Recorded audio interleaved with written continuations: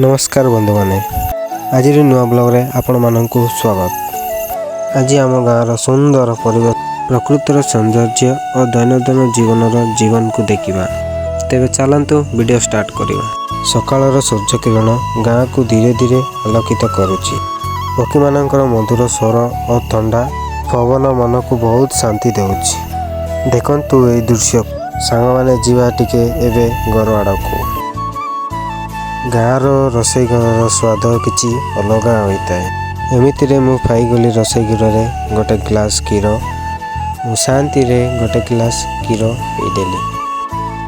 आम घरे तिला गोटे क्यूट गर्ल ता हाथ देखि पारथेबे सेटा होछि कौन।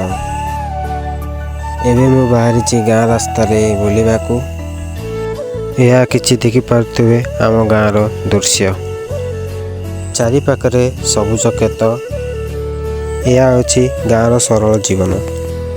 नड़िया गच और आम गच देखा बहुत सुंदर लगु। गाँव यही सरल जीवन ही यार विशेषता। चलतु आगु को जीवा।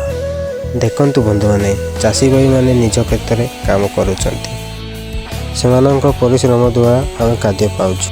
पर चली आसिलु आम ट्रेन लाइन बुलिबाकू। एमितिरे सांग मानंक सहित बहुत मजा कलु।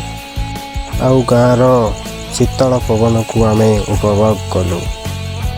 संध्या बेले आउ गाँव सौंदर्य अधिक बढ़ी जाए। बंधु माने देखंतु एई दृश्य को बहुत सुंदर लगुची। सबुटी खुशीर परिवेश देखा मिलता है। गाँव मजा किछि अलग थाए। बंधु माने आपण माननकु मोर वीडियो केमिति लागला कमेंट करंतु। बंधु माने आज वीडियो एइटे ही समाप्त।